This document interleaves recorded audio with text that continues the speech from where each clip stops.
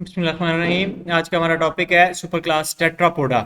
Tetrapoda लफ्जी मतलब चार टांगों वाले। तो इसमें वो ऑर्गेनिजम्स आते हैं जिनमें चार टांगे होती हैं। पिछली सुपर क्लास पाइसिस पढ़ी थी। पाइसिस में ज़ाहिर है टांगों का कोई कॉन्सेप्ट नहीं है। तो सुपर क्लास टेट्रापोडा में अपेंडेजेस के टू पेयर हैं। यानी कि दो आगे वाले बाजू हैं, दो पीछे वाले बाजू हैं। हाइंड लिम्स और फोर लिम्स इनको हम कहते हैं। और इनके अंदर जॉइंट्स भी मौजूद हैं। और ये एक्चुअली डेवलप हुए फिश से ही, मछलियों से आगे इवॉल्व होके उनके फिन्स कन्वर्ट हो गए हैं टांगों में। और इन्होंने जनाब ये ऊपर आपको दिखाया हुआ है सेलेमेंडर और फ्रॉग, इन्होंने पहली दफ़ा खुश्की पे चलना शुरू किया, पानी से बाहर निकलना शुरू हुए। और फिर इनसे इवॉल्व हुए रेप्टाइल्स, एम्फीबिया से रेप्टाइल्स बने, रेप्टाइल से फिर दो ग्रुप बने हैं, बर्ड्स हैं और मैमल्स हैं। तो अब पानी और खुश्की को देखें तो दोनों एनवायरनमेंट्स बहुत ज़्यादा डिफरेंट हैं।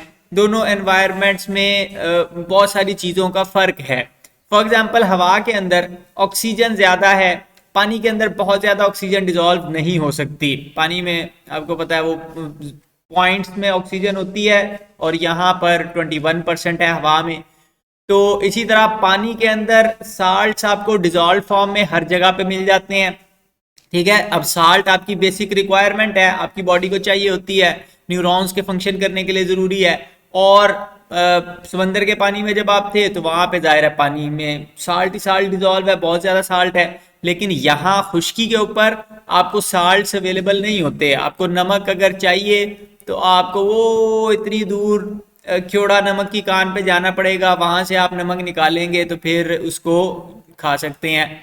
इसी तरह पानी के अंदर टेम्परेचर अमूमन चेंज नहीं होता, ख्वाह दिन हो या रात हो या सर्दियों का मौसम है या गर्मियों का मौसम है, तो ओवरऑल समंदर का टेम्परेचर रफली एक जैसा सा रहता है। लेकिन उसके मुकाबले में यहाँ पर खुश्की पे रात को सर्दी हो जाती है, दिन को गर्मी हो जाती है।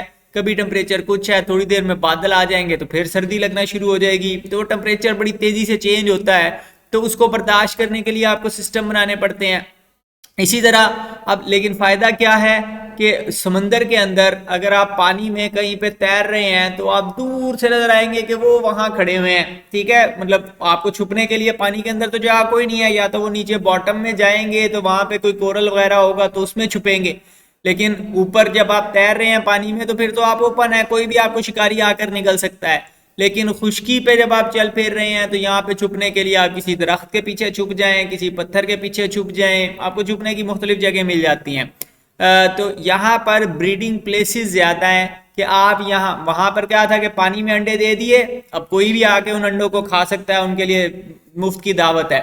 लेकिन यहाँ पर आप अंडे छुपा कर रख सकते हैं, ऐसी जगह पे रख सकते हैं जहाँ शिकारी मसलन दरख्त के ऊपर रखेंगे ताकि शिकारी ऊपर ना चढ़ जाएं।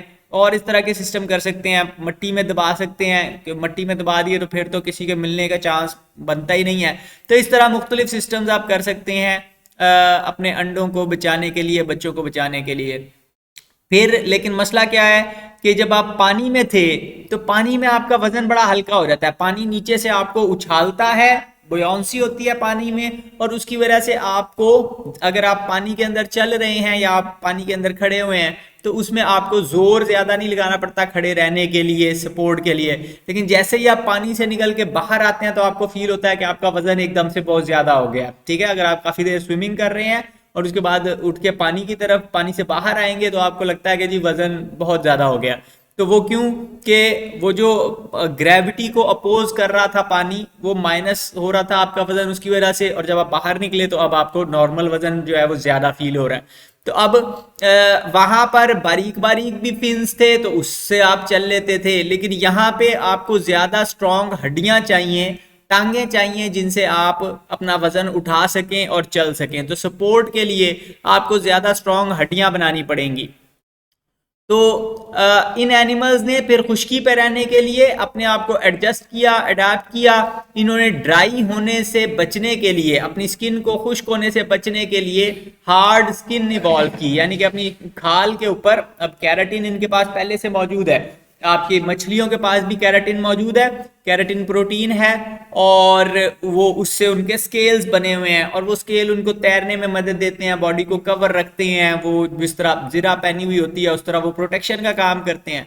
तो वही स्केल्स आगे चलकर कन्वर्ट हो गए स्किन में, चमड़ी में, और फिर उससे आपने मुख्तलिफ चीजें बना ली।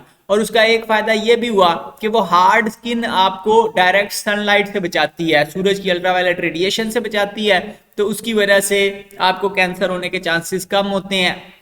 इसी तरह फिर अंडों की प्रोटेक्शन का बंदोबस्त इस ग्रुप ने आगे चल के किया। शुरू में एम्फीबिया तो पानी के अंदर ही अंडे दे रहे हैं, उसके ऊपर कोई खौल वगैरह नहीं चढ़ाया हुआ, लेकिन दूसरे ग्रुप्स ने, बाकी तीनों ग्रुप्स ने क्या किया कि उन्होंने अंडों के ऊपर खौल चढ़ाने शुरू कर दिए, और ये खौल की फिर उसके मल्टीपल फायदे हैं। मसलन मैकेनिकल इंजरी से बचाते हैं, यानी कि अंडा अगर हिल हुल जाए तो उससे उसकी जनाब उसको डैमेज नहीं होता, वो डेवलपमेंट उसकी चलती रहती है।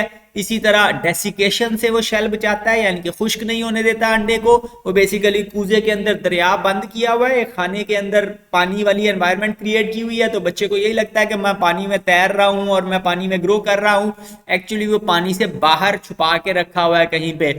और इसी तरह उसके अंदर काफी ज्यादा स्टोर्ड फूड होती है, योक होती है, जर्दी वाले अंडे होते हैं, चाहे परिंदों के आप देख लें, चाहे उनके रेप्टाइल्स के देख लें, तो उनके अंदर योक होती है, और उस योक से फिर वो नरिशमेंट लेके बच्चा ग्रो करता है और कंप्लीट अपनी हड्डियां, अपने बाकी सारे फीचर्स इवॉल्व कर लेता है। और फिर इन एग्स को हम कहते हैं एमनियोटिक एग्स। इनके अंदर एक कवरिंग पाई जाती है जिसको एमनियन कहते हैं, ठीक है, ये यहाँ पे दिखाई हुई है, एमनियन, एलेंटॉयज और कोरियन। तो ये तीन कवरिंग्स हैं, एमनियन, कोरियन और एलेंटॉयज। ये जनाब प्रोटेक्टिव कवरिंग्स कह लें कि हैं कि वो सेल को प्रोटेक्ट कर रही, जो एम्ब्रियो डेवलप हो रहा है उसको प्रोटेक्ट करती हैं। फिर इन ऑर्गेनिज्म ने जनाब हवा से ऑक्सीजन एब्जॉर्ब करने के भी सिस्टम बनाए। जाहिर है कि वो क्या उसको कहते हैं, अब हवा में ऑक्सीजन ज़्यादा अवेलेबल है, लेकिन बहरहाल जो ऑपरेटस आपके पास पानी से ऑक्सीजन एब्जॉर्ब करने के लिए था उसको तो आप इस्तेमाल नहीं कर सकते, आपको नया स्ट्रक्चर बनाना पड़ेगा। तो गिल्स वहां पर काम नहीं कर, वहां पे पानी में गिल्स काम करते थे, खुश्की में वो काम नहीं करते उतनी अच्छी तरह, तो गिल्स की जगह पे आपने लंग्स इजाद किए, फेफड़े इजाद किए। सबसे पहले एम्फीबिया में आए, फिर एम्फीबिया से ऑनवर्ड, और रेस्पिरेटरी चेंजेस, सर्कुलेटरी सिस्टम भी इस तरह से एडजस्ट होना चाहिए कि अब वो हवा से ऑक्सीजन एब्जॉर्ब करे और लेकर पूरी बॉडी में सप्लाई कर दे। पहले वो पानी में से ऑक्सीजन एब्जॉर्ब करके बॉडी में सप्लाई करने के लिए एडजस्टेड था, तो अब उसमें भी रेस्पिरेटरी सिस्टम भी एडवांस हो गया और सर्कुलेटरी सिस्टम भी एडवांस हो गया। इसी तरह लोकोमोशन के लिए, वजन को उठाने के लिए पुराने जमाने में मछलियों में बिल्कुल बारीक बारीक से वो फिन्स होते हैं, हड्डियां को खास ताकतवर नहीं होती, लेकिन उनकी जगह पर एम्फीबिया में जब आए आप तो वहां पर आपकी हड्डियां ज्यादा मोटी हो गई, उनके अंदर ज्यादा कैल्शियम फॉस्फेट की डेपोजिशन शुरू हो गई ताकि वो आपकी बॉडी का वजन उठा सकें, और फिर वो टांगे मुख्तलिफ कामों के लिए एडजस्ट हो गई, मसलन चलने फिरने के लिए, भागने दौड़ने के लिए, हवाओं में उड़ने के लिए भी टांगे ही बनी, और क्लाइंबिंग के लिए, दरख्तों पे चढ़ने के लिए या पत्थरों पे चढ़ने के लिए भी टांगे एडजस्ट हो गई। इसी तरह सेंसरी ऑर्गन ज्यादा स्पेशलाइज्ड किस्म के अवेलेबल हैं। मिसाल के तौर पे पानी में आवाज सुनने का कोई खास कॉन्सेप्ट नहीं था, लेकिन अब यहाँ पे ऑर्गेनिजम्स ने आवाज के जरिए भी कम्युनिकेट करना शुरू कर दिया, एक दूसरे की आवाज को पहचान सकते हैं, ठीक है। फिर देखने के लिए भी कोई बहुत दूर तक देखने की, पानी के अंदर वैसे ही रोशनी ज्यादा दूर तक नहीं जाती, तो बहुत दूर तक देखने का पानी में सिलसिला नहीं होता, लेकिन यहाँ पे दूर तक देखने के लिए भी आपने आंखें भी एडजस्ट की, तो आपके सेंस ऑर्गन्स खुश्की पे काम करने के लिए, इसी तरह हवा से वो खुशबू वगैरह सुनने के लिए शिकार की, उसके लिए एडजस्ट हो गए। तो वो सारी चीज़ें आपकी हवा में काम करने के लिए स्पेशलाइज्ड हैं।